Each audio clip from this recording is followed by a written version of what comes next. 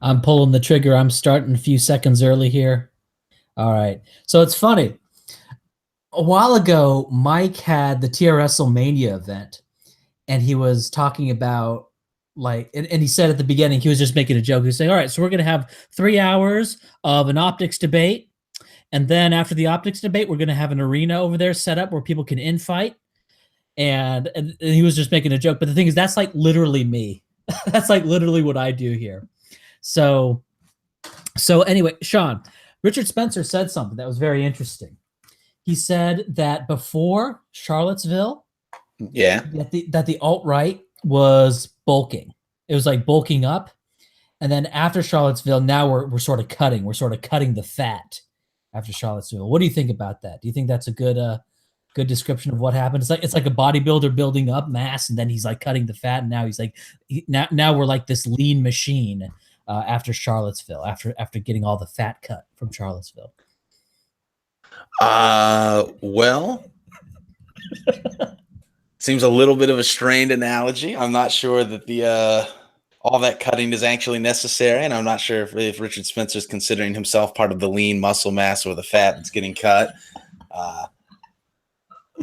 Yeah, it's great. The thing is, I saw the Michigan State event, and I saw, wow, they were getting pretty lean there. We were really cutting a lot there. I think there were like 10 people in the crowd.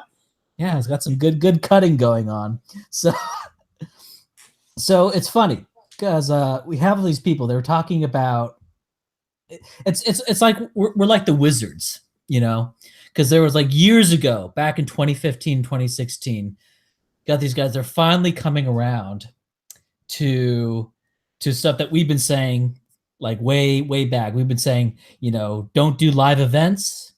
You know, don't talk about just don't talk about Jews. And there's reasons why. Like even if everything Mike says about Jews and everything, you know, let's say even if Kevin McDonald is like totally correct about Jews and everything, it's like don't talk about Jews, and also like, and of course the whole Nazi stuff. But it's like I don't know, like why does it take this long for so many people to have figured this stuff out?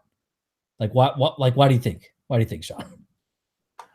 It's a weird thing because it's not as if, I mean, a lot of the problems which have been discovered in the most painful way imaginable seemingly were eminently predictable. And that's evidenced by the fact that people literally predicted them. And yet, I don't know. Like, it seems very strange to me. I think it has to do with just a lot of it just boils down to stuff people want to do because it's like exciting and fun. Mm-hmm. But yeah, like, oh no, we're gonna like you know, the fucking leftists control the public perception of everything because they control the media, and we're gonna go out and we're gonna do a public event, and in fact, we're gonna invite those said media, and they're gonna have their cameras, and they're gonna follow us around, and you know what could go wrong? Yeah, what could go wrong? Hey, let's have an event. Like it's almost like, you know, I'm gonna have a presentation, sort of a live event, and then I'm gonna have the Young Turks describe this presentation to everyone. Like or like let's have ContraPoints describe my presentation to everyone. It's like it'll be great because I'll be on a big platform. So so I don't know. So where did we want to go? Where do we want to talk with this? Because I started thinking about this more because of the Baked Alaska stuff. And I mean, that's just like a whole thing we could go into. But I'm just thinking about like, I mean, it's pretty amazing. Like, yeah, it's pretty amazing. Stuff. But I'll just set before getting into the Baked Alaska stuff. It's like, so here's the great people that were trying to be united at Unite the Right. This is the right that was being united. It was Chris Cantwell was part of the right to be united. Heimbach was part of the right to be united. Baked Alaska was part of, so it's like all these Unite the Right people. It's like, oh, how did they turn out? It was amazing. It's almost, and the thing is, I don't know, way back, like I just sort of saw Chris Cantwell back when he was doing the radical agenda. I think maybe he's still doing it, but it's not like the libertarian thing that it was. And I don't know.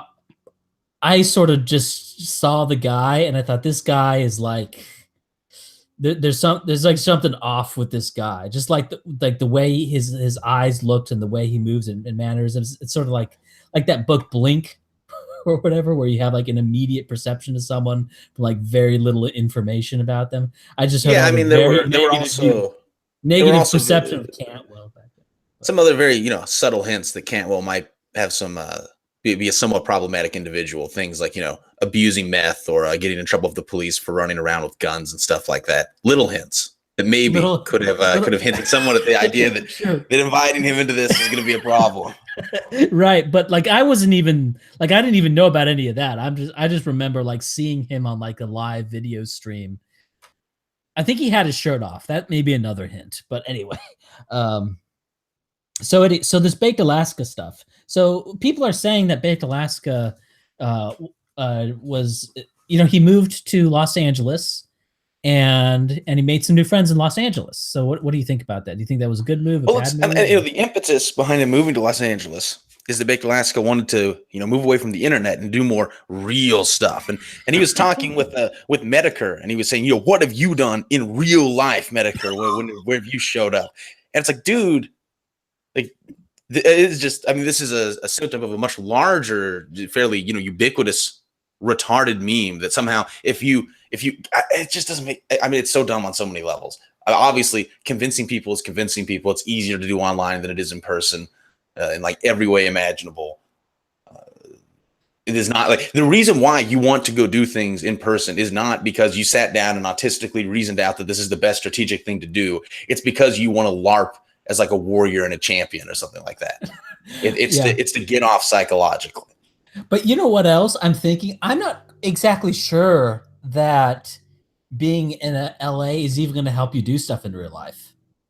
Because like, let's say like you go to some like freaking town in the middle of Alaska, and it's like, hey, I mean, I really think you could get something of a captive audience if you go to some town like out in the middle of nowhere in Alaska. They might just be interested in hear you speak just because like there's literally nothing else going on, right? It's like, hey, there's some guy from somewhere. He's coming to our little, ice town or whatever, our little snow dugout, and he's gonna talk to 10 people about the glories of racism, and and that's sort of the way it should be. Because I was sort of thinking about like, if you were going to do real world activism, what would you try to do?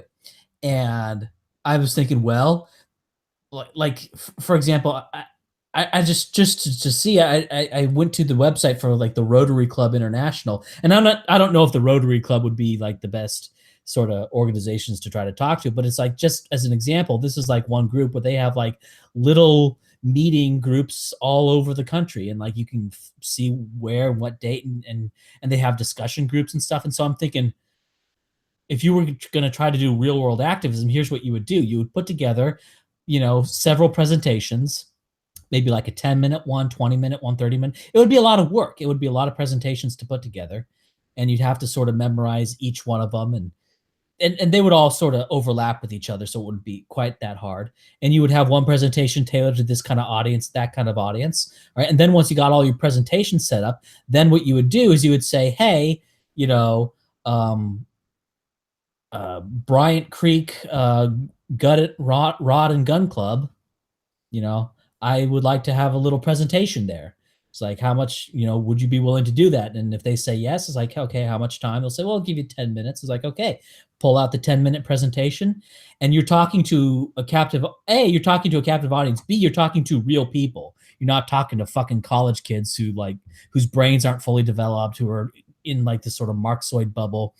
And you're dealing with people who are probably predisposed to your message anyway. People who are into fishing and hunting, tend to be, more in our direction of stuff. So that's sort of how I would see things. Sure, that has, I mean, at the very least, that has less potential to just turn into a shitstorm. Yeah, like the worst that can happen is you show up, and then nothing happens at all. Yeah, the worst that could happen, or the worst that could happen. Let's say you show up and they say, "Oh, we were supposed to have a presentation for you. Well, we don't have time for that. Sorry."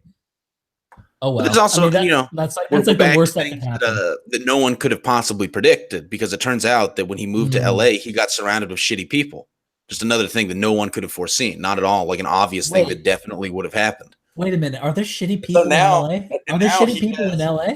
It's so weird. Like he has, like there are just random thoughts like jumping on his lap in the videos. There's like some autistic dude screaming about how pedophilia is a virtue or something. And it's just an absolute shit. These are people like in his apartment with him streaming. Yeah. But well, I think I forget what he was doing. I forget if it was like they were saying he was streaming 7 days a week, and like this is another thing. He got a manager, which why? So he gets this manager that, as I understand it, is connected with more mainstream political stuff. What does he need a manager for? But whatever. And then his manager tells him to do something obviously retarded. He's like, "Oh, stream for 8 hours a day, 7 days a week, or whatever." And then he's like, "Oh, okay, what could go wrong?" It's like this is what could you end up with autistic people screaming about pedophilia because you don't actually have 8 hours of stuff to talk about 7 days a week. Well, you just hang out with the friends and stuff. Just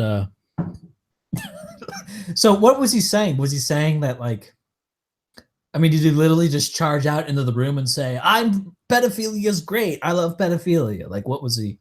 No, it wasn't literally that. I'm being hyperbolic. But it was like, you can go watch the stuff on Kronos has the clips. Yeah, I didn't see that. I saw a bunch of stuff from Kronos. The thing is, there's like so much footage that I think I've seen like 2 hours of footage and then like an hour of people shitting on Baked, but I didn't see the stuff about the pedophilia. So, but okay, so that's an interesting thing. So I don't know. I haven't watched a whole lot of Baked Alaska stuff. Yeah, okay. This is people are commenting. So the guy was talking about teenagers, not literal children. Some people want to be specific about the meaning of the word pedophilia, and there's an important moral difference there. But nonetheless, it's like a bad idea. It's still a bad idea to have someone talking about that as well on your stuff. Oh, Baked followers, apparently, according to Meme Merchant, Baked followers flagged Kronos. Yeah, well, but that is rumored. That is rumored. I mean, there's no way that to be certain. And then the other thing that Baked did, he's doing all these streams constantly, and then he started banning people from his comment section for making overly toxic comments, people talking about killing different ethnic groups and things like this, and this caused people, to get quite pissed because what it seemed like he was doing, the perception was that he moved to LA and now he's trying to become this more mainstream guy and he's turning on the evil racists that helped prop him up to begin with. Yeah, the problem is if you want to go be like a more mainstream, like that's just, I don't, maybe that could work, but like it takes a long time. Like for example, when Molyneux went from like talking about ANCAP stuff to basically being a white nationalist in so many words, like that was a transition that took a while. That's not something that happened overnight. It was like Molyneux's transition was as subtle as his development was subtle. So it wasn't, so you can't like just say, oh, guess what? It's kind of like David Sherratt. Like he was a big, skeptic guy. And then he said, oh, I'm an SJW now, and made a new channel. I suspect he thought that he was going to be like really popular and people were going to be like, oh, you were one of them. Now you're one of us.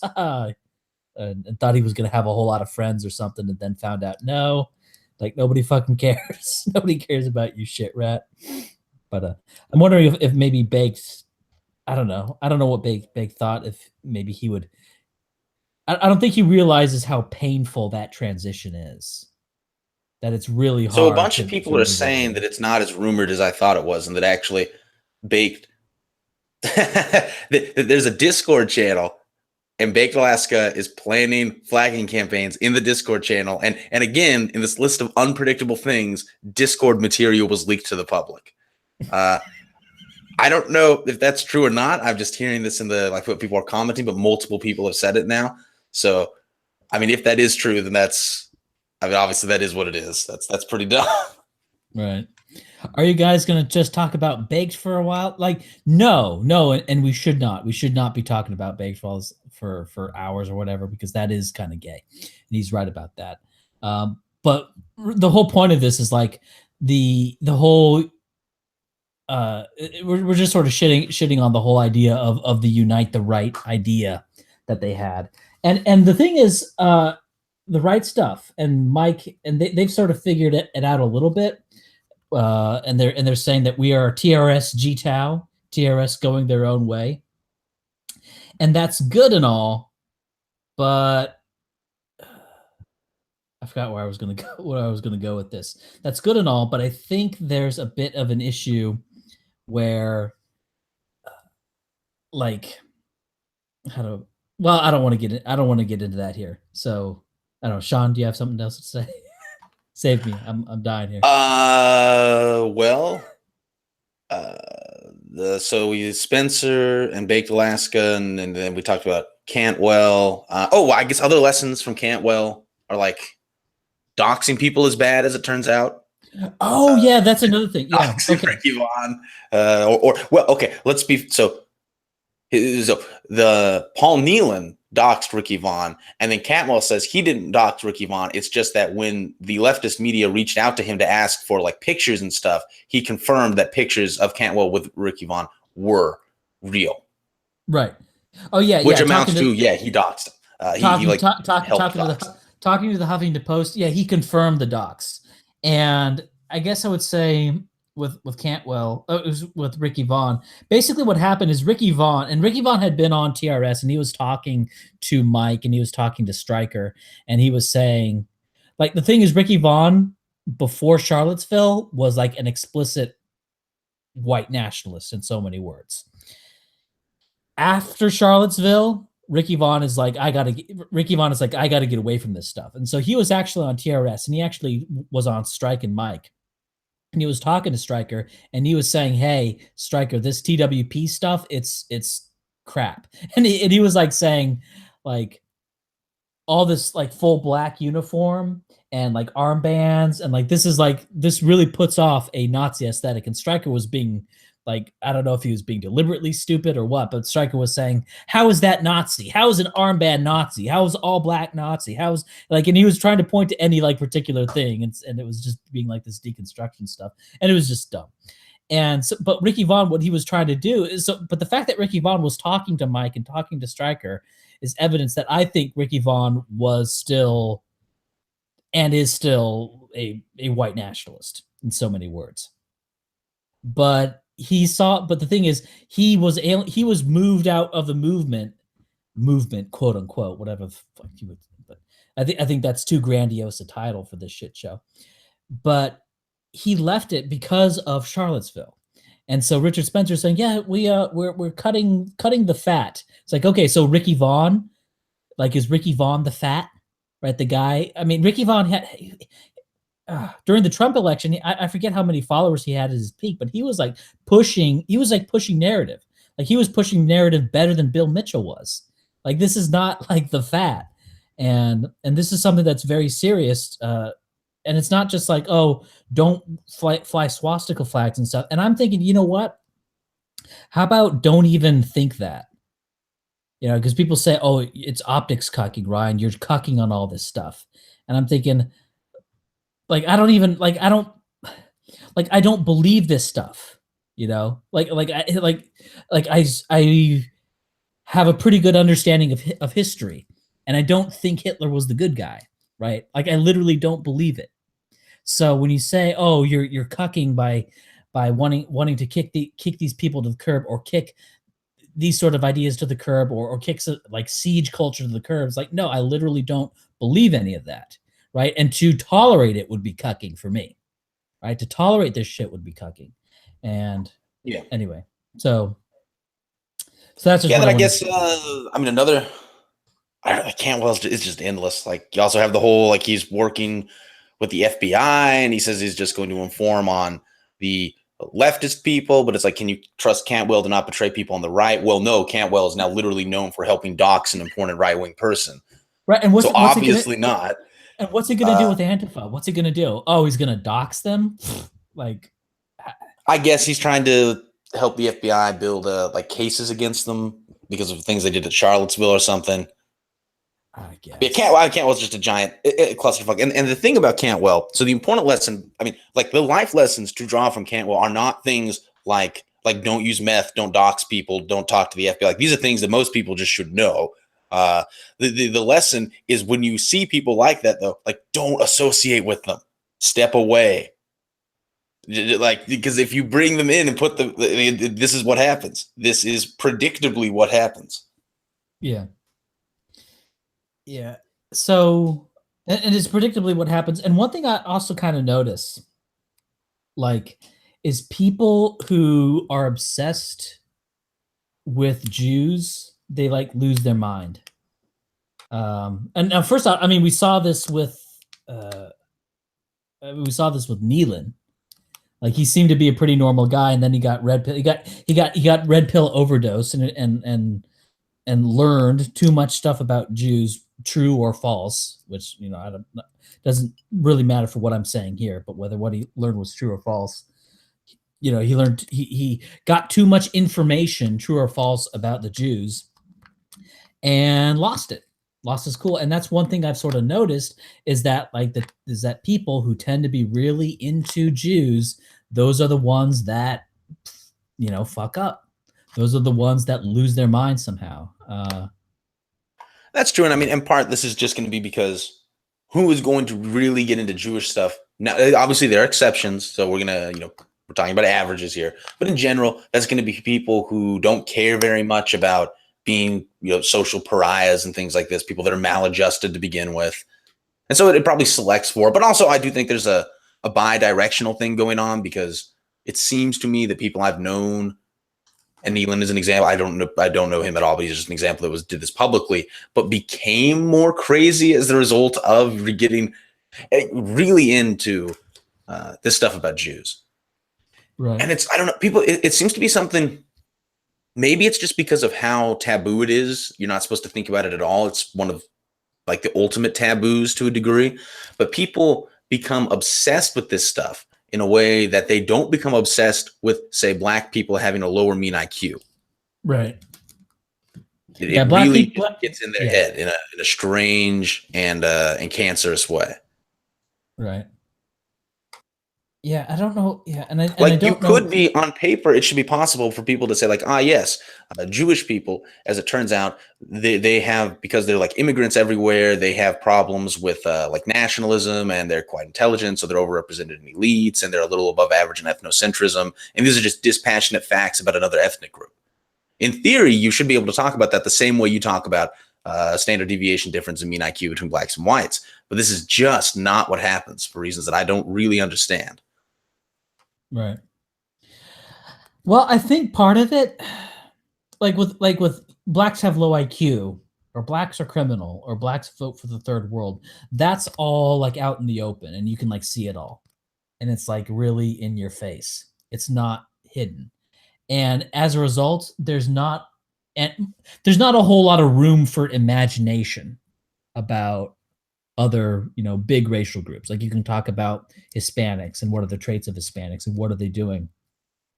And it's sort of open, and it's less hidden. Now, people will try to deny it, obviously. Like, we all know very well that people try to deny racial differences in behavior between like the recognized races. But with Jews, you know, you sort of have an issue where with Jews, like, you literally can't even see them, right? Like, you know, you look at a Fox News panel, it's like, oh, look, it's 5 white guys. It's like, well, 3 of them are Jewish. And, right. and so when you notice that, you can sort of, and nobody else notices that, it can sort of drive you crazy. On top of that, because there's not really good data on the behavior of Jews, your imagination runs wild, right? Whereas with blacks, we have a lot of data on, and so we know, okay, there's exceptions. We know exactly how often Naxalt applies to blacks, for example. You know, with Jews, it's not so clear. Now, as it happens, we're starting to get some data. We're starting to finally assemble some data on Jews more and more, but it's still nowhere near what it is for other racial groups. And so there's just room for imagination, is what I think there is. And there's also, I mean, like, you think back to the coincidence detector, right? This app for Chrome, which would put the triple parentheses around Jewish names so that you would notice it all the time. Right. This is like a very extreme level of like purposefully setting up confirmation bias, but it's funny. Like I understand why it was done. It is funny, but that one thing that happens, yes, people feel like they're seeing things everywhere that no one else can see. I think it's almost like you've seen through the Matrix sort of feeling to some degree for some people. Whereas like with black people, it's not like that because what people think is, you know, that they're like this too. You just don't say it. Right. But I think that's obviously true. like everyone. Yeah. So. Yes. But the funny thing is also, I think that, so I think to a degree, the opposite is true though, that if you say it in a in a reasonable way, that again, this is just anecdotal, but in my experience, there's almost no pushback whatsoever to the suggestion that due to their historical experiences, Jewish people are on average predisposed to be anti-nationalist, and that also they're smarter than average, and this leads to a disproportionate representation of them among elites. Like this is, in my experience, like there's no pushback at all against that when talking to leftists, even. Yeah. Whereas by contrast, if you go, oh, you know, black people are kind of dumb, right? Like there's quite a bit, or even if you say, you know, one standard deviation below the mean in IQ, you do get, no matter how reasonably you say it, people's heads kind of explode. Yeah, some people's heads explode. But so part of the degree to which I guess what I'm saying is that the anti-Semitism stuff is this like hidden truth that no one knows isn't actually because of the descriptive content of what is being said, but rather because of the way in which it is said by anti-Semites. Right. And you know, like whatever, like the view that I just said could be described as anti-Semitic in some respect as well. And like descriptively, it is largely the same view. I'm talking mostly here about tone, and I'm using the word anti-Semites to describe people who talk about Jews in a certain tone. Right. Yeah. Yeah. But obviously, yeah, I think the race realism is in general a much more important thing than being Jew wise or Jew woke or whatever. Well, yes, and this is something that a lot of people don't believe, right? People will say, no, the most important thing is the Jewish thing, because ultimately the Jews are the ones who are pushing these narratives about this, that, and the other, you know, about the blacks or the Hispanics or the Muslims down the line. So there are people who really think that the Jewish thing is like the most important thing. Oh, yeah. Yeah, I know. I guess maybe sort of imagining, well, if not for the Jews, we would have an alliance with these other groups, and I'm not sure exactly how that would play out. Well, I guess that we wouldn't have as many false beliefs about them because the ideologies, the anti-white ideologies, are perpetuated by Jewish intellectuals.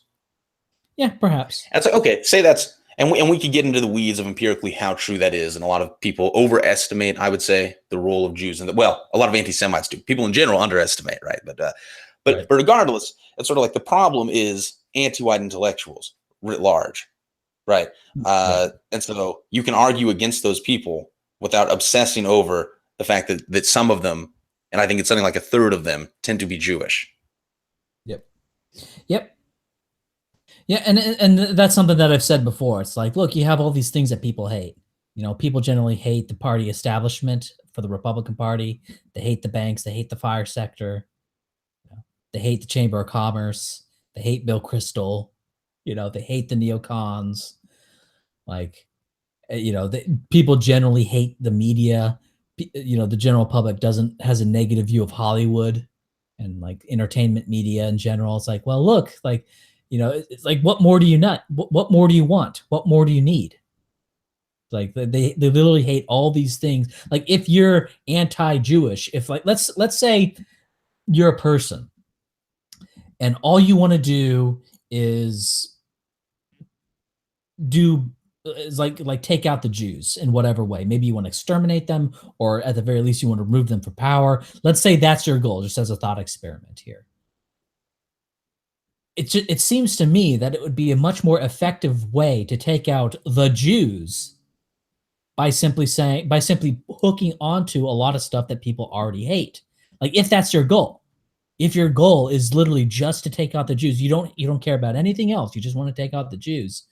It seems to be much more effective to just say, hey, you know, you hate banks, let's kill all the bankers. You know, oh, you hate anti-white intellectuals, let's kill all the anti-white intellectuals, right? I mean, that's obviously I'm being really extreme, and I definitely do not endorse any of this stuff. Like, but But I'm just saying, just sort of that as a thought experiment, like why would you just like bringing up Jews, like it almost seems like there's no point, even if they are of central import.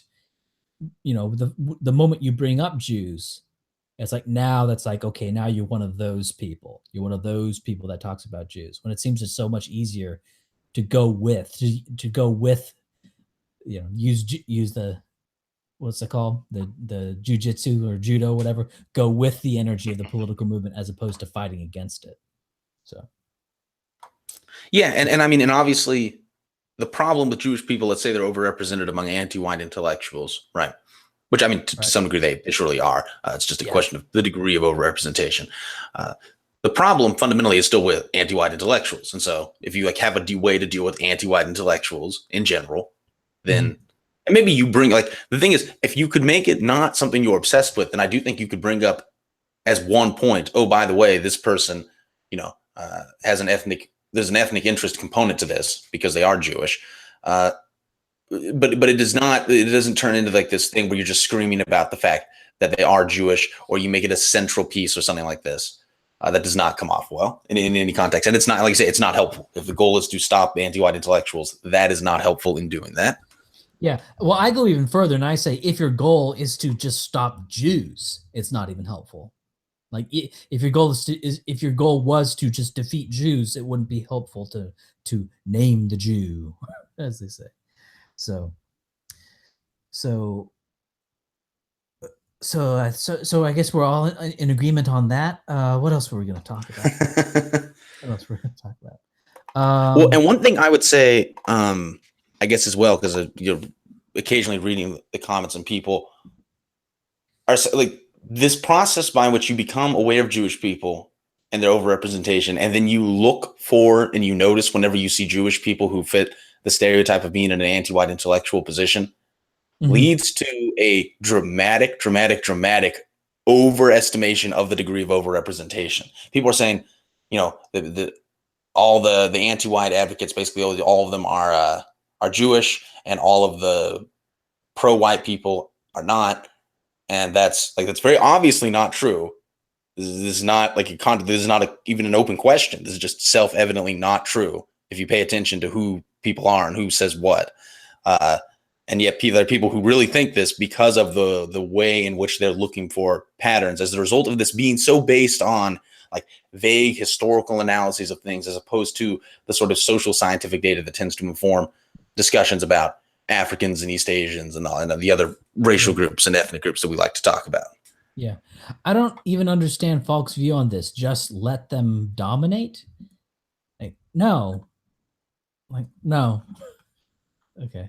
Anyway, so I guess one thing I was thinking about, because I was listening to Richard Spencer, and I was just sort of, and I was listening to doing one of these like fake interviews, like, remember when Glenn Beck had his like quote unquote friends, his little posse come on, and they would ask Glenn Beck questions, and then Glenn Beck would say the bit. so yes, Richard Spencer, yeah, so and sort of made it look like Glenn Beck is like, I don't know, like the leader of like a group of friends or something, when really all these guys are just like fake sycophants. It's like anyway, but so that's sort of the vibe I got with Richard Spencer and this guy interviewing Richard Spencer. It was like really but the thing is, Richard Spencer was going on there and he was talking about how there's before Charlottesville and after Charlottesville, and how like after Charlottesville was like, it's almost, he was talking about it like in these biblical terms, like it was this inevitable phase. It was like this new phase of the movement, that after Charlottesville is a new phase. Before Charlottesville, everything was fun. It was, we were curiosity. We could go to these events and we could say things. And then after Charlottesville, things got more difficult. The system started to array itself against us. And he's using all this passive voice shit. And it's amazing. It's like, it just sort of happened. Mistakes were made. Things happened, and then a bad situation happened. And then he talks about how like the system really saw us as a legitimate threat. And I'm just thinking about this, like, he's talking about the system sees us as a legitimate threat, and sort of implying that we're like big guys now, like it's almost like a badge of honor that the system is against him. And I'm just thinking about, in like Iron March and Atomwaffen, when they would be plastered on like major media, and when they were being like investigated by the feds and stuff, they would say to each other in the little Discord groups and the little forums about how, oh, we're like a serious force now. Like, look at how serious we are. We got the feds coming after us. And I was like, no, like, so that was pretty surreal to see Richard Spencer say that. I think Richard Spencer's kind of in denial about what's going on. I really do. Because the thing is, he surely is, because he made such a, it's just so error prone, everything that's happened. But yeah, I mean, obviously it would have been better if the system did not know that, quote, we are a, quote, threat, right? Because then it brings down a bunch of pressure, causes a bunch of problems, inhibits the growth of the ideas. It's just obvious. Like, this is so stupid. It's the great thing that now, like, websites it's harder to spread this stuff. Right. Yeah. And, but so what else was I going to say? So just one thing I sort of noticed, and this is something that Richard Spencer does, and I guess I'll talk about this sort of in general, because this is the Optics Cuck stream, is an issue of creating battles where there are none. And that's one thing that happened back with Hellgate. And with Hellgate, it's, what Richard Spencer did. Richard Spencer didn't actually do anything wrong. He just held up a glass and said, "Hail victory," whatever. That's fine. But of course, the issue was that, there were one or two retards in the crowd who put up the Roman salute, and of course, and look, obviously, in an ideal world, we wouldn't, putting your hand at a 45-degree angle wouldn't be, a hateful thing or whatever. Okay. But the problem is, like, we're living in, it's sort of like the equivalent today, sort of equivalent to the Middle Ages, of running around with a pentagram or saying I'm a heretic or I'm a Satanist or something. It's like, don't do that. That's really dumb. You're going to get burnt at the stake, right? And that's sort of the situation we're here today. But the problem is what he would do, and to a lesser extent what Andrew Anglin would do back before Andrew Anglin has started to get religion a little bit, is he would thrust us into battles like we were not prepared for. Okay. And he would, like that, and that's just something that Hellgate would do. I got a message here. Oh, never mind. And I guess he thought, oh, the movement is growing. Look at how much attention we're getting. Not necessarily from Hellgate, but from all these other little events. But what he's doing is he's increasing the salience of a movement before the movement is at all in any way capable of dealing with that level of salience. Because when there's a bunch of negative media coming after you, how do you counter that? You have to be able to counter that. And he's seeing, and I guess, I don't know if he saw that, oh, all this press is good or something. And there was an article that I'll talk about here. This is by Greg Johnson, Countercurrents. Now, I personally don't really like Greg Johnson. There's nothing ideological about it. It's not like, there's nothing hidden or secret. There's some secret vendetta or anything. I just don't like the guy. Like, I don't like the way he talks. I don't like the way I just don't like him on a pure personal level. And just to be clear, this is Ryan saying this, not us saying this. Yeah. This I don't have a particular personal problem with Greg Johnson. Just to be clear, since I'm like sitting here silently while you say that. Yeah. Okay. All right. Yeah. I'm not. It's funny. I'm talking about thrusting people into battles they're not prepared for, and here I am talking about Greg Johnson, and you're like, whoa, wait a minute, Ryan. This is not. That's really funny. Where was I? Oh, here we go. This is a great money quote. This is from a article, In Bed with the Press. And this is about a book that was written where basically this reporter went around with Matt Heimbach and Richard Spencer. And it was a guy, some Tenold or something. But it's amazing. It's amazing that this is just more like letting the institutional press, whose only purpose is to destroy you in all your events. But anyway, there was a great quote here. Oh God, where is it? Let me scroll. I lost it here. I lost the quote. God damn it. Sean, can you say something while I find the quote? Oh, here it is. Here's the quote. Here's a quote. Years ago, Matt Parrott. Now, Matt Parrott's the talk to the cops guy. Also, I think was Matt Heinbach's. Was Matt Heinbach's like godfather or something? No. Matt Parrott was Heimbach's father-in-law. Oh, He father-in-law. choked unconscious after he found out that Parrott was videotaping him having sex with his mother-in-law, who Parrott was married to, because the alt-right is actually like a redneck reality TV show. That was Parrott amazing. ran to a Walmart and called the police. Because we needed a cherry on the top, calling them from fucking Walmart. They called them Walmart, but then apparently Heimbach's wife got a divorce and she kept the trailer. Ooh. Oh, that's the cherry on top. She kept the trailer. That's even. Oh, this is levels of white trash not even possible. But anyway, so here's the quote. Years ago, Matt Parrott told me the cynical strategy behind Heimbach's active press engagement. This is Greg Johnson speaking. And I suspect that similar calculations drive Spencer as well. According to Parrott, most people in this movement lack the self-esteem and judgment to choose their own leaders. Instead, they allow the press and groups like the SPLC to anoint their leaders for them.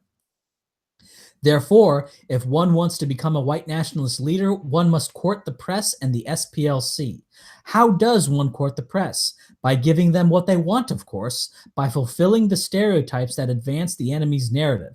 Thus, Heimbach cheerfully incarnates the fat redneck, while Spencer plays the evil wasp snob. Thus, Heimbach and Spencer have a symbolic relationship with the enemy media.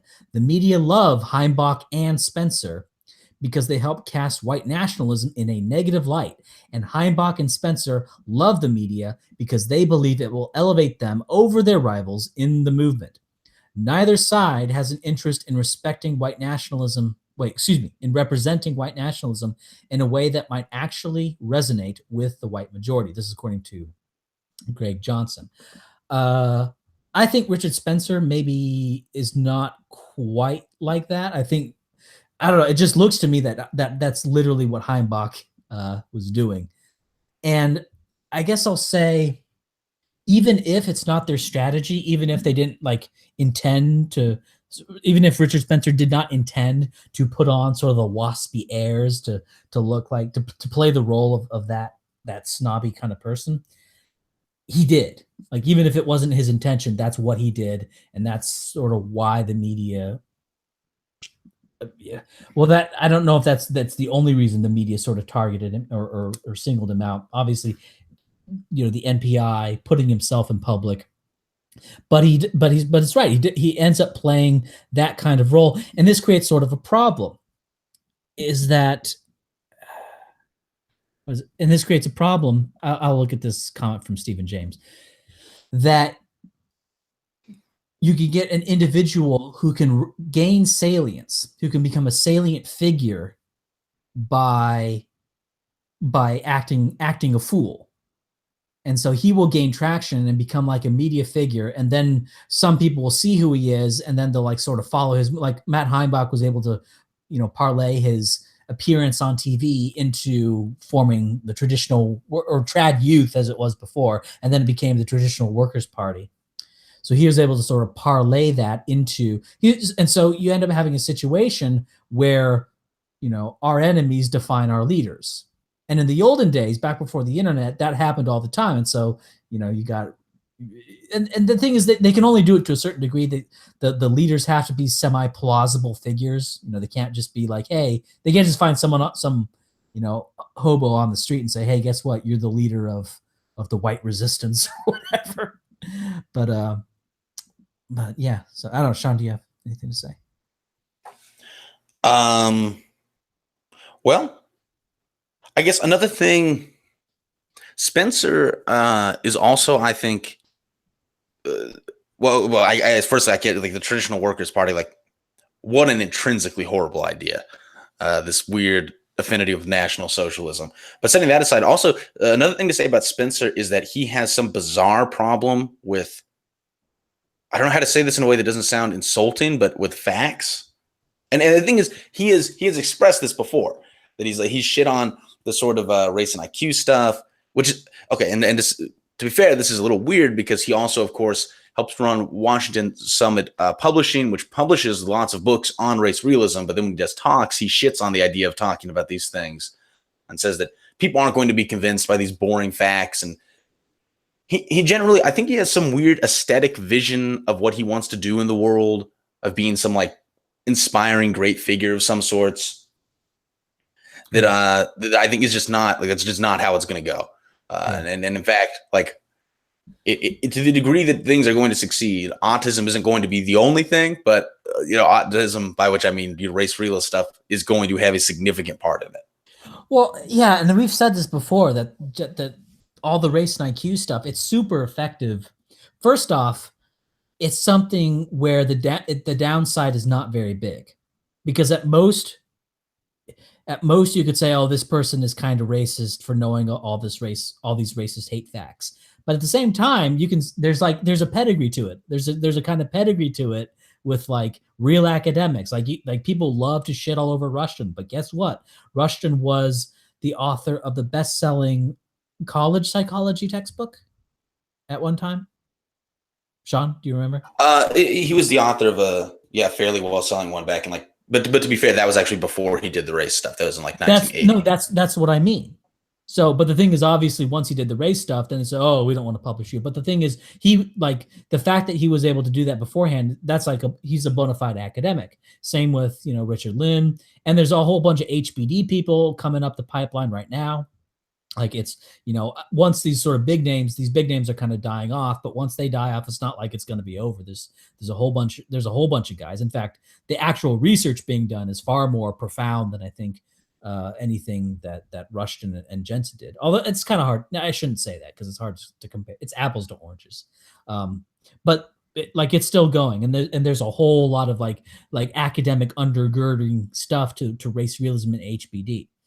And so if you base and so like what could be a better thing to base your entire movement on, and especially all that HBD stuff, it's like it's fantastic because these are people who like all that stuff, all like the whole argumentative framework, for lack of a better term, it's all geared towards defending a controversial thing. It's all geared towards, I guess, for battle. I'm struggling for words here, but it's like battle ready. It's like battle ready talking points. Like it's meant to counter criticism. Go ahead. Yeah, one thing people will say is that, there's a certain sort of person who's going to be convinced by that sort of argument, but most people aren't going to be, because they don't care about data, they don't care about autistic arguments, they care about appeals to emotion, they care about humor and things like this. And to that, I think there are two things to say. One is that I think that there's a sort of a hierarchy of belief formation, whereby a lot of people who don't like much in the way of information or data or arguments have their heads filled with the beliefs of people who they look up to. Yes. Sort of high. This is especially true of professors, but this is also, I think, just true generally of the sort of higher class people, that they end up informing the beliefs of the lower class people. And it's not just a class thing, but it's a belief hierarchy thing.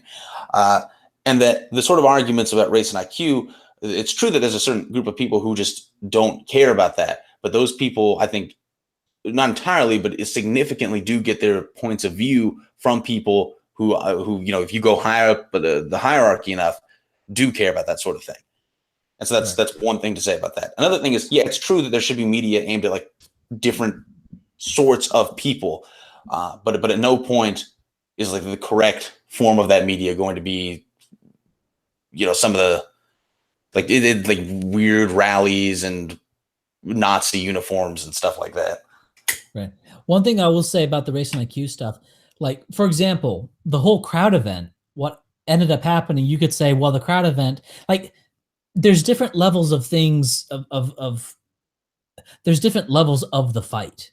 For example, like making somebody go from being, a full-on narrative person to not believing the narrative. By the narrative, I mean they believe that blacks are held down by the effects of slavery and segregation, and that the differences between the races are all down to these cultural events and oppressive forces. But if you say no, actually, wait, did the stream go down?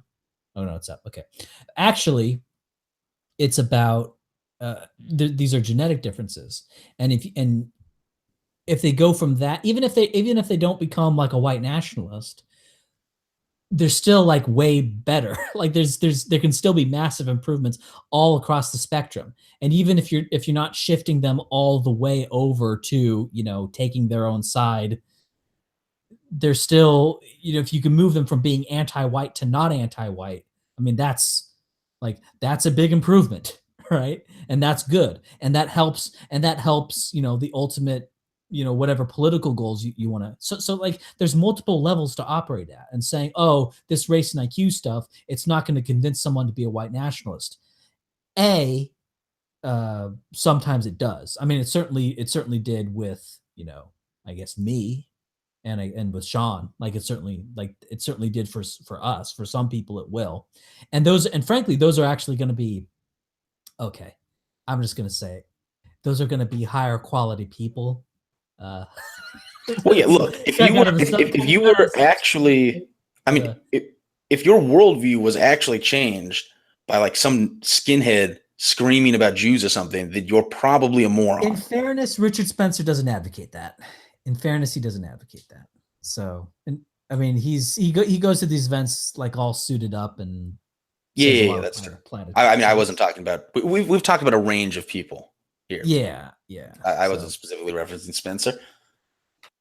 yeah, so but yeah, so obviously I think the race and IQ stuff, and of course it leads to you thinking about, and once the narrative is broken, then it makes it certainly a lot easier for you to become a full-on white separatist, or just start to taking the side of your own people. Like if you start to say, hey, wait a minute, this stuff that's being said about white people, this is false, these are lies, no, you're not guilting me, no, I don't owe you anything, get out of my, that's good, Right. I that's mean, an improvement. that's the major import, is that it cleanses white people of their supposed sins, which frees Right, people up to take what view of white people they want. right. And when that happens, well, we can just look at we can just look into the past to see what views of white people take when they don't have that narrative pushed upon them. And it tends to be views that are today called white nationalist, right? So that's really it's more of it's a negative thing, right? It sort of opens the breach, and there's sort of the belief that I have that once that breach is opened, that and it may take a few generations, but once that breach is opened, the white people start to, their views improve all across the board. We'll just say it's a very holistic thing. Okay. Um, Okay, so I'm going to read a few comments here. Spencer has said he spoke to this guy for only 1 hour on one occasion. Well, first off, mistake right there. He discussed the claims in the book during this last interview on Luke Ford. All right, fair enough. But I will say, talking to this guy for 1 hour, that's still shit. All types of streams. Do you believe that Spock Talk is a Jewish Negro? Please respond. I don't know, Sean, have you taken a 23andMe? All right. Yeah, I'm not a Jewish Negro. Okay. So okay, there was somebody. Oh, there was a comment a while ago talking about Ryan Dawson. Like Ryan Dawson had this amazing confidence in in he had this amazing confidence in political views not having any genetic component, and he was like, yeah, I don't know what to say, but I guess if he wants to argue, like we could argue, he could come on to all type streams or whatever. But Ryan, how close are you to super chats? Probably an infinite distance, because I actually have all the statistics needed for super chats. The thing is, they're just reviewing. They say they're reviewing this channel, but they're not. Like they've been saying that for over a month now. So I don't know. I think super chats may not be coming. Dawson is hopeless on race. Oh, maybe. but it could still be fun to fuck them up. YouTube Jews take 30%. YouTube Jews take 30% of super chats. Ryan Dawson. Opinion on Kaufman's paper. Does it represent a paradigm shift in accepting race IQ as a default hypothesis? Thoughts on greater agenda? We talked about the Kaufman's, and I think Kaufman's, first off, in that paper, Kaufman's was citing people, and we said this in a previous stream. Kaufman's was citing people like Henry Harpending. He cited Richard Lynn as just like matter-of-factly about like the IQs of different racial groups. So I think Kaufman's is one of these hereditarian Jews. I think Kaufman's is a based Jew. So sadly, I don't think it represents a paradigm shift. Sadly. So Sean, anything to say? Use Streamlabs. I've been thinking about using Streamlabs. So I think that there's somewhat of a perspective shift going on because you have a lot of things. So you have the Kaufman's thing. No, I don't think the Kaufman's paper represents that, though. I think there is, but I don't think.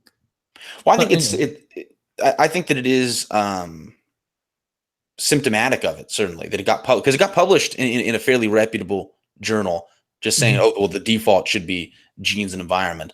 I've heard that one of the peer reviewers was Steven Pinker, and if that's true, that's also significant.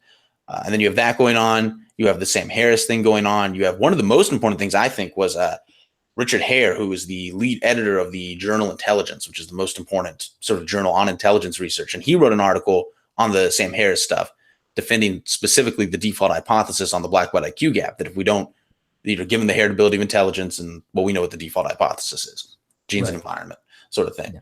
And so you had that being defended in public there as well.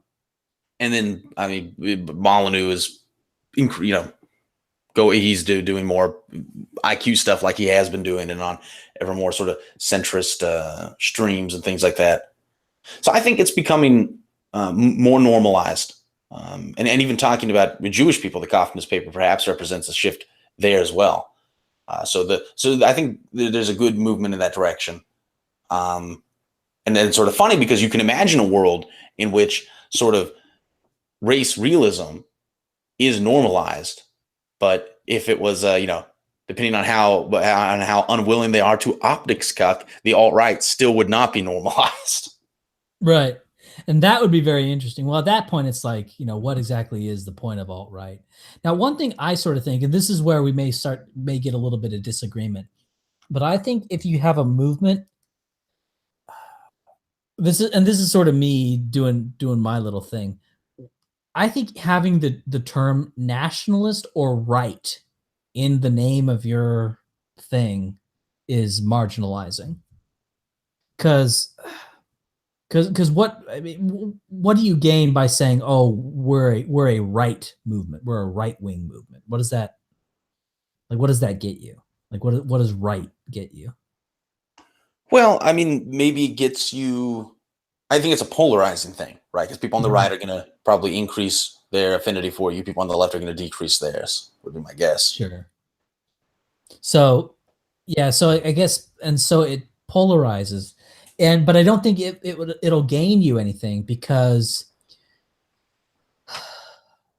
I just don't see how it gains you anything.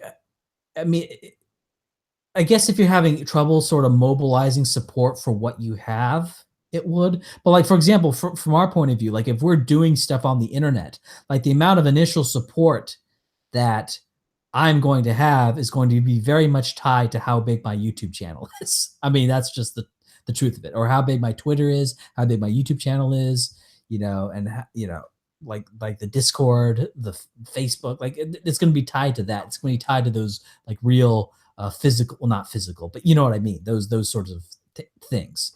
Right? It's not going to be tied to, oh, it's a right thing. It's like, well, like that's not going to get you. That's not going to get you. Yes, and I would also say that the right label probably only fools people for so long, because I think we had something like this of the alt-right, where there was a time period, maybe in 2015, early 16, when a lot of right-wing people sort of had a favorable view of the alt-right, or more favorable than they otherwise would have, because they associated it with themselves because of the phrase right was in it. Right. And this is like the Milo crowd, and this sort of what we now call the alt-right. And so Mhm. for a little bit, they sort of started to come into this label, but then they realized, oh, this is not actually what we had in mind, and then that did not last. Yeah. Yeah, but also having the label right, it also robs you of a real what I think it's a real powerful narrative. And I've had this may be a little bit of selection bias because I can tell you, well, there's a lot of people who have told me that they found my narrative on you're not left wing. You're not really left wing. You're just a black nationalist and you or just sort of the narrative. You are as left wing as Saruman and Wormtongue. So I guess that's sort of cringy Lord of the Rings reference, but it's useful because people sort of know what that is. So it's a quick way to get across the concept. And I've had people say that. And if you call yourself, "Oh, we're the right wing," you can't use that narrative. You can't sort of throw it down like, "No, look, these are black nationalists. These are sort of, Mexican nationalists." And then you have these people, they call themselves left wing, but basically their entire worldview is centered around race and centered around racial oppression and white people being evil, just like people in other times, they would talk about how Jews were evil oppressors. And so you can make that parallel. There's so much more you can do. Like, and just, first off, I think it's all true. I want to make that clear. Like everything I say, I think it's all like matter of factly true. I matter of factly think this is actually going on. I think basically everything is nationalism of one sort or another. And if something says it's not nationalist, it's just cloaked as something else. Like even the Soviet Union ultimately became a vehicle of Russian nationalism. Okay, so I want to make it clear. Like I'm talking about like the effectiveness of narrative. I also want to make it clear that I believe all this stuff, to a T. Um, but there's just so much more flexibility, and also like if you call yourself nationalist, that it's the same sort of thing. You sort of rob yourself of the ability to say no. Everything's nationalist. Look at what they're doing, and you can sort of scratch the surface of most political movements, and you can usually find some sort of really practical interest behind it, either an ethnic interest or a religious grouping or some sort of economic interest behind almost everything, right? And so this idea of pure ideology, pure sort of save the world, uh, that is sort of the moniker of quote unquote the left, it's a fraud. And if you call yourself right and call yourself nationalist, you're sort of robbing yourself of the ability to expose that fraud, right? And so I think having calling yourself Well, that. So I mean, I don't know, because I think so. I could see that more of the term right than nationalist, because a nationalist, right? You could easily spin it into that. We say a nationalist is someone who just recognizes that, yeah, this stuff is going to be based significantly on group interests. I'm in favor of explicitly recognizing that, working the group interest of the nation. There are these weird people that is a special kind of pathological white that doesn't believe in any sort of group interest, and that's quite bad. And I don't know. I think the word nationalist could lend itself easy to fitting in that framing of things. right. Now, granted, people do have negative. I mean, there's a negative connotation probably with the word nationalist. I don't know. I like the word nationalist, but Yeah. that's literally just I like the sound of that word. So Yeah. that doesn't Yeah. mean shit. Yeah, I guess. Yeah. Well, also apparently you really, really love the term free soil party, right? Isn't that something you really love? If that's what you want to call yourself, then you're fully within your rights to do so. Sean With doesn't free actually. country. Sean does not like that label. Um, but yeah, and so I saw in a previous video. I don't know. People. The reason I like that, and I forget if I talked about this previously, but the reason I like free soil is because it's tied to a historical thing, and being tied to a historical thing, and again, it's also why I like to use, Lord of the Rings references because it's something that I can very quickly say, oh, it's like that, or like you can say, or like what referencing the movie Memento. Okay, so I can say, oh, transferring knowledge of history from generation to generation, it's like that. It's like a guy who has short-term memory. problem, or the inability to write to short-term memory. It's like that. And when you say, and so having the name of the movement be tied to something specific and historical, you can very quickly convey, oh, it's like that. Whereas if you have something new, like for example, alt-right, you have to explain. First off, it has right, and that's marginalizing, and I've already said all that. But you also have to explain literally what it is. It's sort of like trying to explain to a new sport to somebody. Like, it's much easier if it's a sport that's based on other sports they already know versus having to go up to them and say, this is a ball. This is what scoring a point means. This is like having to explain it all the way down, as opposed to using already existing analogs in their mind. Yeah, that is true. But on the other hand, people will get mad if you name your group something and then it sounds like it's going to be one thing, but then it turns out to diverge from what they think it should be. So great. But that's what's so great about the free soil movement, is because because David Wilmot has speeches where he makes it very clear that it's about white people. So I think the free soil movement, I think, was very clear, clearly what we would call today a white nationalist movement. Yeah, I mean, it's an argument that I think you can win, but it's just a question of they'll get mad. They'll get mad, and the thing is like, I guess you just sort of have to be smart and quote unquote our people, I guess, or people making the argument have to be smart, and they have to sort of have these quotes on hand, because at first they'll go, well, wait a minute, I heard about the free soil movement back in my in 10th grade history, and I didn't hear anything about this stuff. I just heard it was about not having slavery in the Western states. I heard it was about just not spreading slavery to the Western states. That's what they were told about it. And it's an abolition movement, right? And so you have to sort of be smart and be able to say, sure, that was all true. It's not like anything you were told was false. But on top of that, they also were about no free blacks into these That's places. true, but I think it comes off a little perhaps a little inauthentic or sneaky in like a transparent way, though, to name yourself after a group that, like, yes, they were white nationalists, but what we know them for, right, what they stand out for in the public's mind is something that they would conceive of as anti-racist. Now, sure, like, they're against slavery, we're against slavery. I get that. But nonetheless, it feels like you're trying to pull one over on people, right, like by naming yourself after something that is associated with anti-racism. Yeah. Well, I'm not trying to pull one, because I actually saw the free, but because, well, first off, I sort of like. Yeah, sure, I'm not a I like the name. I like this thing. So from my point of view, from my personal point of view, it's totally genuine. But I'm just speculating about what the what it may be perceived as. Maybe. Yeah, it could be. I mean, they could. Yeah, I guess. Well, see, I sort of They could. Although I'm not sure. But the thing is, I say the free soil movement, and it also sort of works out because I am for a kind of robust freedom of association, also for everyone. Now, obviously, let's not try to be cute and say, like obviously, I'm coming from this from a white advocate perspective. Like, it's obviously like, this is not.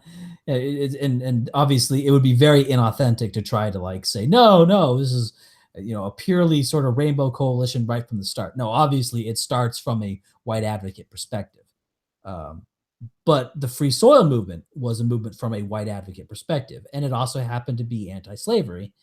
And I think today, like, I guess the thing is, I read a whole bunch of speeches at Free Soil Party conventions, and I really think that like pan-separatism does like legitimately capture the spirit of the Free Soil movement. The way these people sort of talked about, like, because they're sort of anti-federal government, they're really like pro-local government. So I think that a particularly for the particular advocates, a white advocate point of view, but also a pro pan separatist point of view, Like, I think that actually does legitimately capture the spirit of the free soil movement. Like, so I don't think there's anything inauthentic at all about it. And That's true. it's A bit like, so I don't think it's really sneaky. I'm not, because I think, because I mean, yeah, in a sense, it's why. So your intention may not be sneakiness, but that might be how it comes. Like it'd be a bit as if you know that what is it? The 1952 UNESCO paper denouncing the existence of race. yeah. It's like it's like no, but actually my foundation, my racial views are the UNESCO views, and people will be like, that seems wrong because if I remember right, that's the famous thing: the toiletless race didn't exist, and it's like actually that's just a bizarre leftist lie. If you read the paper, it's just explaining that race exists biologically. And we could call race realism the UNESCO view on race, right? And maybe we would be legitimate in our intent, but it would come off as it's trying to pull a fat, like it would not come off as being very straightforward of people. I disagree. That was a very autistic example. That's a nice example. But the thing is, I think you could get away with that, saying that's the UNESCO view, because you could say, but it's not sneaky though. You're actually like making a point. You're making a point with your name, saying, "Oh, we have the UNESCO 1952 view on race." You're making a point with that name, and yeah, you have to explain it. But that's good, because now they're asking, well, why are you calling yourself that if you believe in biological races? And that gives you sort of an opportunity and a reason to explain, sort of your view, however far you go with that, but also you red pill them on how a particular paper was misinterpreted. And you can actually, and if you're good, you'll actually highlight the money quotes from the UNESCO paper. God, I'm just creating more names I don't like for things. No, I like that. Hey, you did a good job. The UNESCO view on race. I hope this like spreads. This would be great. Let's not make this a thing. Literally, like my example of, well, this would obviously be a horrible thing to call yourself. I think this would be a great example. Oh man, the optics cucks are having a civil war here among the optics cucks. This is great. Ask Sean why his accent changed versus a few years ago. Sean, why did your accent change? Depends on how many years ago they mean. Do they mean, are you comparing it to like 2009? That sort of time frame, or just a couple years? To my knowledge, it has not changed in the last couple years. It did change a long time ago, just because I moved out of where I used to be and made a conscious effort to. Wait, why am I even answering? Okay, this is actually, I don't know. I just started answering that question without even thinking about it. This is not important. This is not a valid topic. What the fuck? His accent changed when he moved to Louisiana or whatever. So, but all right. What the hell? I've never lived in Louisiana. I don't know what you're talking. What the fuck? See, now I'm going to say that, and people think, oh, he secretly lives in Louisiana, but I actually don't.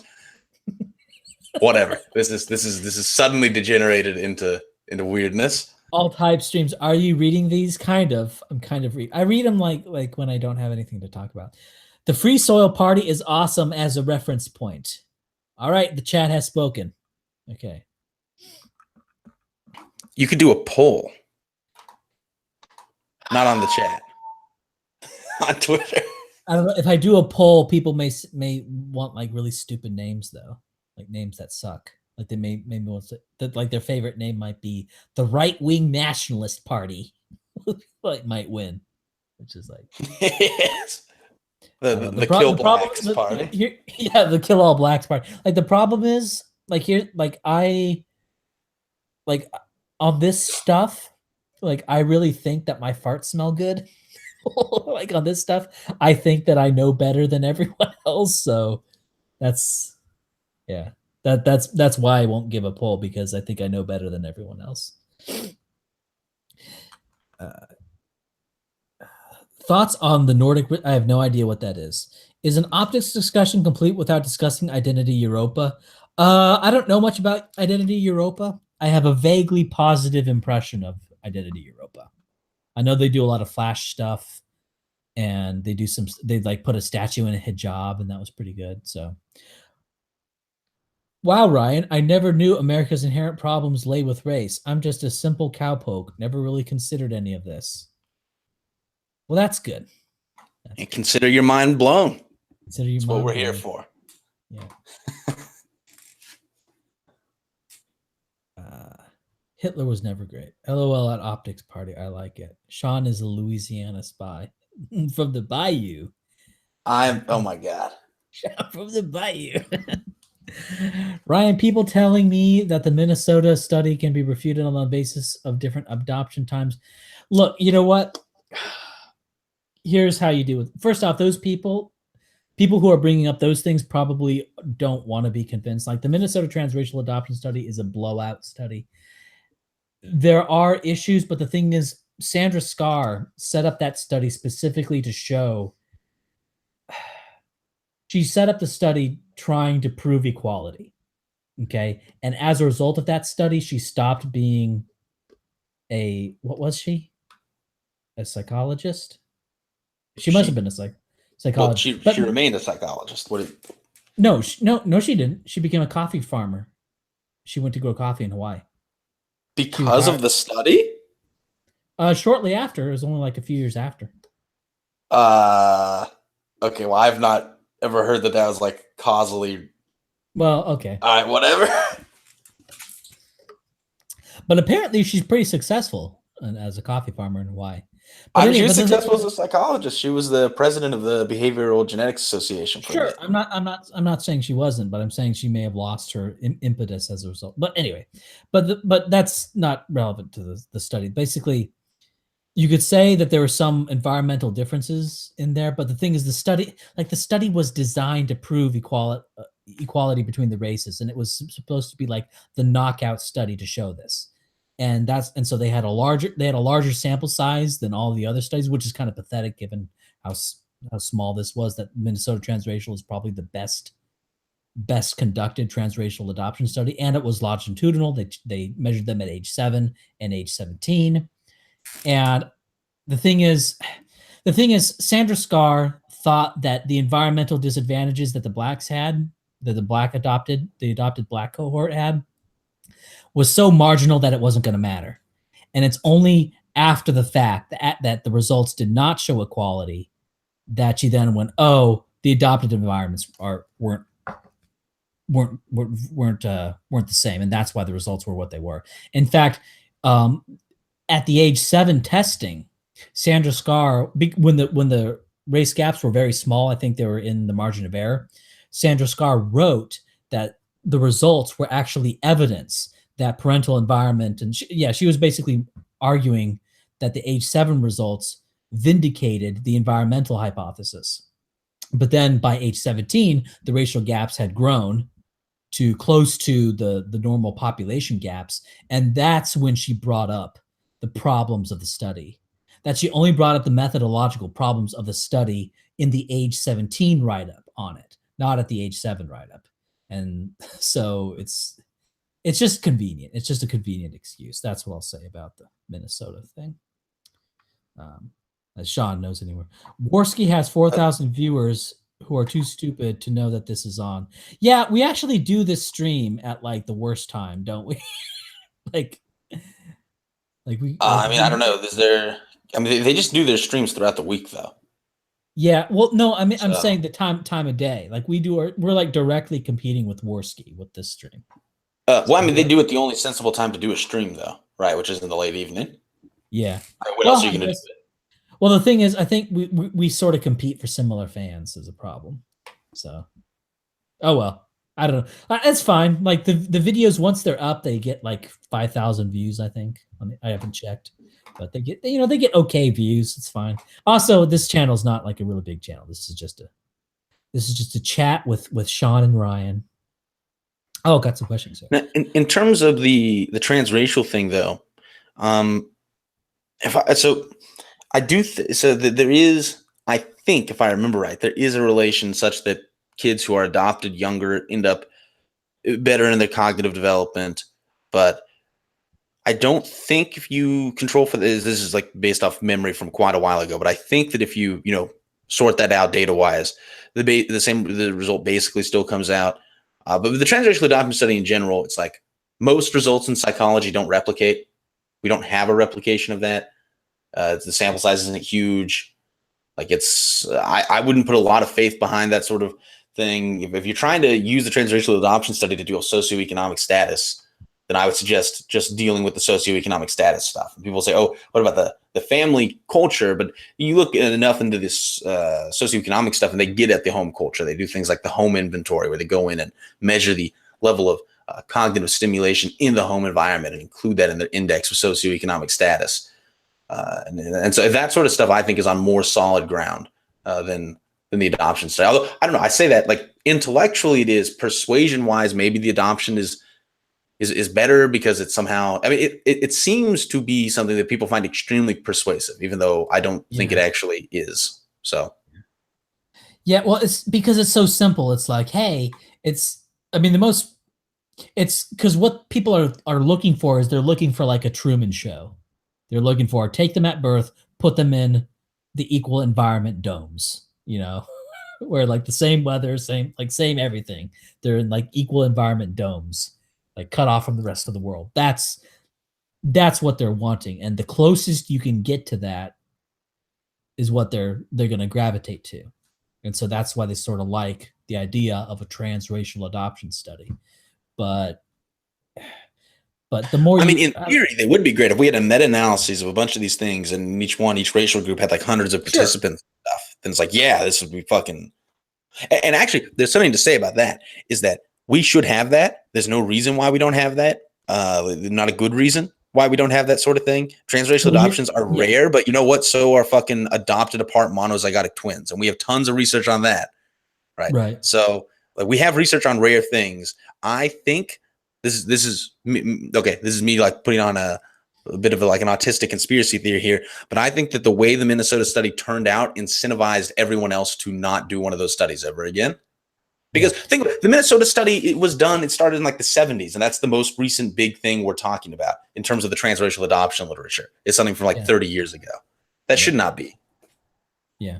Yeah. It started in, when did it, from like 72 to 89 or something? But, yeah, well, you know what? We could have it.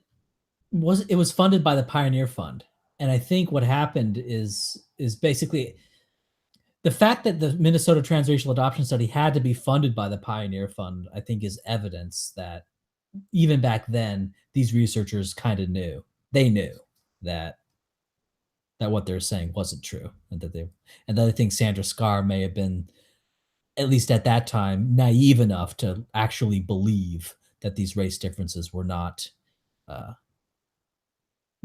down to environment. But so you wrote an article a while ago where you were talking about all these researchers lying, and how you pointed to evidence that it's not them misunderstanding, it's knowingly lie, because you pointed them, but here they said this, and here they said this, so they obviously knew. So when they say this, they know it's a lie. So you have researchers knowingly lie. And the fact that researchers, even as far back as whenever the Minnesota Transracial Study was initiated, that nobody wanted to fund this kind of research, and it's not because there's a lack of funding for research like this, but they didn't want to fund the transracial stuff, I think is evidence that that at least at some level, the whole field kind of knows that they're frauds. What do you think? Well, that's true, and that plays into, did we already bring up the fact that Sandra Scar admitted to not being forthright with this? No, we did not. Okay, so that's something to definitely bring up, since there's an intersection of people lying and this particular study, is that around 97 or 98, there was an issue of the journal Intelligence that was dedicated to Arthur Jensen, and they were all writing the love pieces about Arthur Jensen. And Sandra Scar wrote one, and she talked about how she viewed Arthur Jensen as someone with extreme integrity, basically intellectual integrity. And she said that she wished that she had such integrity. And the example she gave of an instance in which she did not was when she pretended that her Minnesota Transracial Adoption Study was not consistent or did not support hereditarianism. Right. So that's actually, this is one of the, and I think that somewhat does speak to her integrity, actually. But the fact that in this case, she just literally said that this is what happened. Yeah. And it's funny though. Like, I remember way back in the day when I first made my first ever race and IQ video, which I think was my first YouTube video. I'm not sure, but it was my first political YouTube video.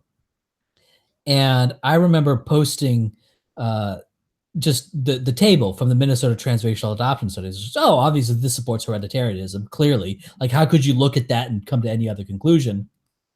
And I was like very naive back then. I thought, oh, like this is obviously the case, you know. And then I remember I got some commenter on my not Facebook, goddamn it, my YouTube page, not the video, but back when you know your YouTube page had like comments on the front. And so, and this was a person saying that, bringing up Sandra Scar's criticisms of her own study, and I was actually shocked. This was a very rude awakening to hear someone actually interpret this study as not supporting hereditarianism, and I was like, this is not like what? I was Right. I was thrown for a loop. I don't think that's very effective because like when you literally just show that table, it's like, dude, come on, are you kidding me? Like, look. So, Yeah. so that's a funny thing. All right. Any other stuff? Oh, please direct us to where we can read Free Soil Party speeches. God damn it. I don't have that. I should have. See, that's the thing. That's the problem with these live streams is like you say a bunch of stuff and like when I make a video, it's like, all right, so I'm going to talk about this. I should have a link for this. Talk about this. I don't have a link. I saw someone linked me a bunch of stuff from archive.org where they were talking about it. What do you think of a one-child policy for non-whites? Let's not talk about that. All right. Someone asks, could you address the idea that some parts of left-wing anti-white racial ideology and policies are the result of higher IQ? Could this contribute to explaining why Jews are represented in these areas?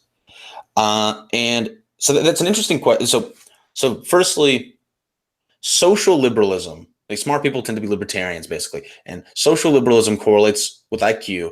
And you might say that explains why Jewish people are more likely than average to hold socially liberal views. Whether or not that explains the entire relation, I don't know, because I've never seen a study that compared Jewish to non-Jewish political ideology after controlling for IQ.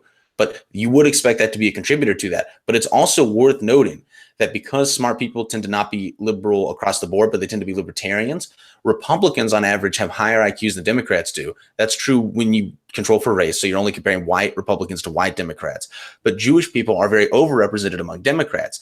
So what we can say is that their intelligence may explain why they're overrepresented among people who have socially liberal views, but it cannot explain why they're overrepresented among Democrats. So why is the alt-right not trying to debate or challenge anyone associated Jordan Peterson? His fan base is ripe for the picking. I made a video to him, and certainly, like, I would be happy to respond to him. It's from Purple Dragon. So, message retracted. Uh-oh. Purple Dragon. Let's see. So what else? We've degraded to the like answering random comments part of the stream. Very good. Yeah, well, I don't know.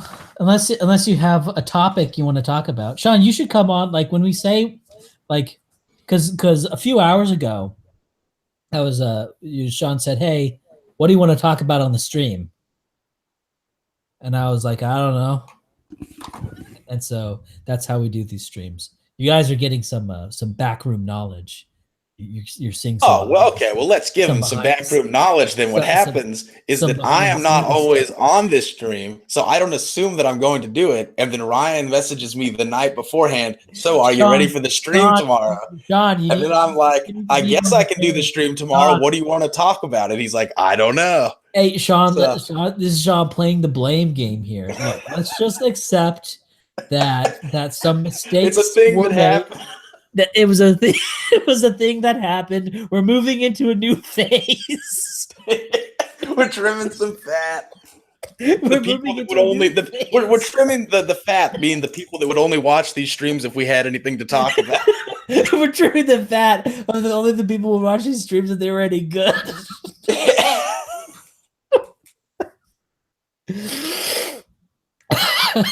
Yes. All right. So, we got some more questions here. Good. Some content. What do you think about the jawbone discovery in Israel that is 90 to 100,000 years old? Does it undermine the recent African origins hypothesis? I have no idea. So are you a pedophile yet? Isn't that's the hip new thing to do on the internet is to be a pedophile? No. What is your opinion on the YouTuber Libertarian Realist? Oh man, that is a name. Libertarian Realist. Wow. That's the guy that goes way back. Is he still making regular videos? To my knowledge, the last thing he did was release his board game, which was around Christmas time. Yeah. Oh, so not really. But yeah, Libertarian Realist goes way back. He goes way back to the 2010, Well, 2011. you used to make some quite aggressive videos to each other as well back in the day there. Yeah. I don't know. Well, he started it. I think it was Just only screaming about stuff. About like, well, we don't need to go into what, but it was some Screaming? funny stuff. I forgot what I screamed about. Well, yeah. Yeah, I think we had an argument about, oh God, I remember one thing. We argued about like pan-separatism, and like I was sort of drawing like hypothetical carve-ups of the United States. And I think, you know, we were talking about hypothetically like the rancher in Arizona and like what would happen to the white rancher in like southern Arizona. And I was like, well, he could leave or he could take his chances with La Raza. I don't know, but that's not like we, you know, when we're making a deal, he can stay or he can leave. And if he stays, well, good luck. And Libertarian Realist was like really mad about that. It's like, how could this guy is saying that this white man should be just left to the whims of Mexicans or whatever, as if that was like an essential part of what I was advocating, that this white person be left to the ravages of the Mexican hordes or whatever. It was really, I remember it was really stupid. Alt hype. What is the most autistic thing you do on a regular basis? I don't know. Can you link the article you were talking about concerning the enemies in the media appointing leaders? Yes. And this stream is so slow that I can actually link it in the stream. So there you go. Am I allowed? Does it allow that? Yes, it does. Okay. It does allow it, yes. Okay. Why are you guys so scared of Kevin Bird? Sean, why are you so scared of Kevin Bird? It's because of his last name. I assume he has like crazy flying abilities and he's gonna like peck my eyes mid-debate or something. Oh, Jesus. No, I'm so fucking scared. No, it's just some guys. I don't know exactly who Kevin Bird. Well, I guess I have an idea now that he's a PhD student who says that he doesn't like race realist stuff. I tweeted at him today asking him to link me like some stuff that he considered representative of his viewpoint. I don't know if he's gotten back now to check the. Yeah, Twitter. Sure. Who knows? Maybe next Tuesday we could have the debate, Sean Last and Kevin Bird. I'm not going to debate him. I'm not going to. Why would I debate him and not you? What the fuck? That would be kind of like you're going to be the neutral mod. Well, he doesn't know. Well, maybe he knows. I don't know. But if he doesn't know, we could I could pretend to be a neutral mod and sort of what. Also, Ryan, if you're no longer doing the gay thing, does that mean you'll be making white babies? Maybe. Maybe.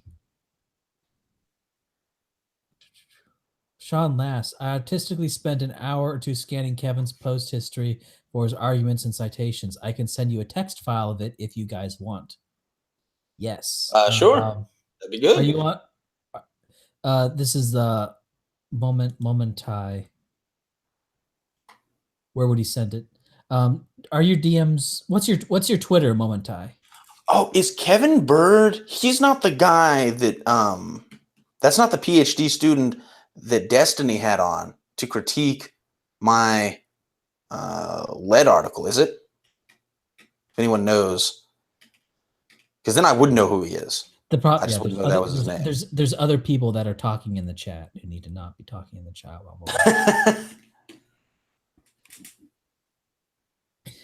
Say you have kinetic orbital strike abilities. Who would you obliterate first?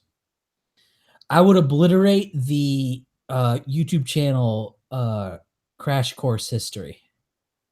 Like if I was in charge of YouTube, there's really only one channel that I would like straight up obliterate, that I would ban. That's Crash Course. Yeah, the other one he got rid of years ago. But that's pretty good. one down, one to go. Okay, so they're saying that Kevin Bird is the same guy, in which case I do know who Kevin Bird is because I watched that stream and I even wrote like a response to it, but it was really long and autistic. So I decided not to actually make it. I guess now you should make it. But I know who he is. He's someone. Well, actually, I don't need to start making random like. Oh, that is the guy. That is the guy. Yeah. Go ahead. Go say you. He would be fun to have a thing with. He strikes me as someone who is learning a lot of information fairly quickly and hasn't had a lot of time to carefully digest it. Let's say that's my armchair analysis of him based on watching one long video with him in it. Yeah. What are your thoughts on designer babies? My thoughts are that they're not coming as soon as people think they are. That is my thought. And it has to do with sort of like, I know that like it's easier to find, the easiest to find genes to influence intelligence are the ones that are going to be found the first. And so it's not like, oh, we found a few and it's just a matter of, a few years that we'll find all of them. Like, I know that's not the case. Sean knows more about that kind of stuff. But I don't know if Sean disagrees with me on that or what. I was reading a comment and therefore didn't even hear what you said. Oh, designer babies. I said I think they're farther off than most people think. Well, you should look at Gwern has a very good post about embryo selection and the degree of efficacy that could have today, even for IQs. I think the limits and the result is basically that embryo selection today could increase the IQs of people by a couple points.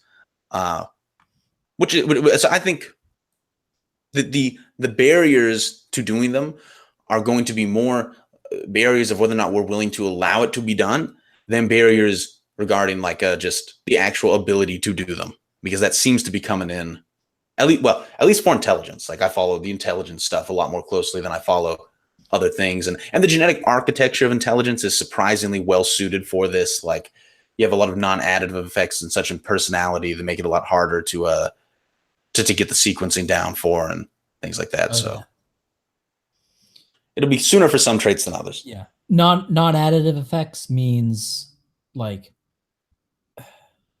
basically additive effects is where you can literally just look at the genes and say, oh yeah, this one, add up those effects and it's going to be plus 3 IQ points or minus 2 IQ points or whatever. That's an additive effect. Non-additive effects is basically the interactions between the genes. So, John, you need to talk down to your audience. Okay. Alt-hype, your thoughts on Wikipedia. Wikipedia's article on the heritability of IQ is very good. Surprisingly good. One person asks, oh, go ahead. Oh, where are Ryan's hot takes on the Starbucks controversy? I don't know what's to say. Like, like Starbucks has operated on false pretenses. They thought these monsters were actually like reasonable people with grievances, and so they're saying, "Oh, we'll just be nice to them, and they'll be nice to us." Like, no, they don't understand what they're dealing with. That's all. I mean, you know what these anti-white loons are. You know what they're about. So, okay, go ahead, Sean. Someone asks, what % of IQ variance is explained by currently known SNPs and copy number variance? And the best results we're getting right now, last time I looked, was around 9% of the variance. So an overall correlation of around 0.3. Now, of course, finding the specific SNPs and using them in apologenic scores is quite difficult because of problems concerning statistical power. You need samples that are absolutely astronomical to do this sort of thing. That's becoming more possible as technology becomes cheaper. That's comparable, a nice little talking point is that's roughly as much variance in IQ as is explained by parental socioeconomic status. That is with the current polygenic scores that will get surely better as technology becomes cheaper. In terms of copy number variance, the results concerning and copy number variance are we'll just call them a specific kind of rare mutation. Copy number variance for people that don't know. Common number variants, the results are mixed as to whether or not they do explain variance in intelligence. There's some reason to think they would, especially there's some theoretical reasons. If you think that intelligence is a general fitness indicator, then you would strongly suspect that they would. But on the other hand, there is evidence that some class of rare mutations seems to explain quite a lot, because you had this okay, well, that would be actually that would take like several minutes to explain, and I think that would be a little boring. So we'll just say there was a paper published last year. David Hill was the lead author, that used a new methodology, change in the way they do SNP heritability, that allowed it to include the effects of rare mutations, and that showed a very substantial increase in the amount of heritable variation capturable by those SNP-based methods. How many feds do you think are actually in the movement today? Doesn't matter to me. I don't care about feds, because feds are typically looking for like actual crimes and terrorist acts, and I'm like, I don't know, I'm as square as they come, so I don't really know or care about feds. More concerned about like shit libs pretending that's actually a concern, because they can find, because the thing is, if they record like everything you say, they can always decontextualize stuff. And another problem, like if you have a secret recording of someone, like even if they're saying what they say publicly, like they can find me in private saying something that I've said in my videos a whole bunch of times, and but then record it like it's an expose of a private recording. That would still make it look like it's bad, or like something I don't want people to see, or that it's actually scandalous when it's actually not. That's the problem. Like anybody who gets a private recording and say, "Oh, it's a private recording that Ryan Faulk doesn't want you to hear," and stuff like that. Some people are asking about. They've been asking about the All Nations Party, and I think that's a good term, but I think it's almost like you need two political parties, which sounds like it's like you need. I mean, you need like the All Nations Party, which is not like I don't believe in like a real political party that competes with Republicans or Democrats, but it's just like a political group, political action group. And so you have the All Nations Party, which is like basically the pan-separatist group, and then you have the Free Soil Party, which is the white advocacy group, and then the All Nations Party is basically an umbrella. It's basically a political front of several groups. And the purpose of and the thing is, one issue with the All Nations Party would have to be party discipline, like really harsh party discipline. Like if you're in sort of like a convention, or not, I don't know if you would even have conventions, but if you're like doing some All Nations Party function, and like you have some guy talking about basically saying his ideology, he's a libertarian and he's talking about communists or whatever, like you got to have strong men take that guy and physically remove him, like no questions asked. So something about the All Nations parties, because it's such a combustible political alliance, or alliance may be too strong of a term. It's such a volatile political front group that it's going to have to be really draconian in terms of enforcing party discipline, and has to be willing to throw people out like immediately without question. So I recently read a theory from a PhD economist where he asserts that environmental factors are not what's holding Africa back. Would you have an interest in discussing this? Sure. Why don't you tweet at me on Twitter, and I'll open DMs and we can talk from there. I'll open DMs to you, John Smith. John Smith. Nativist Party. Do you think Sargon is a good dino dad raising his girlfriend's ex-boyfriend's dinosaur? I tweeted the disorganized. Or two guys. Anti-bully party. Sean, did you see that? The bully hunters? Did you see the bully hunters? Yes, the Midicor video. That was so awesome. Could you imagine, like, you're playing a stream, it's like, this guy's calling me names, and then you see like bully hunter something.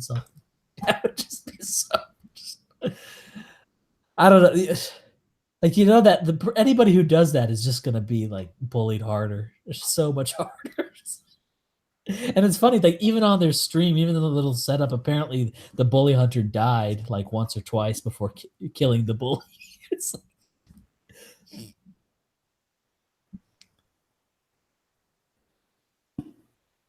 what do you think about alt isolationism? Isolated nations for different political groups instead of mixing them together. That's not the worst name. Isolationism sounds as a vaguely negative connotation, but it's not a terrible connotation.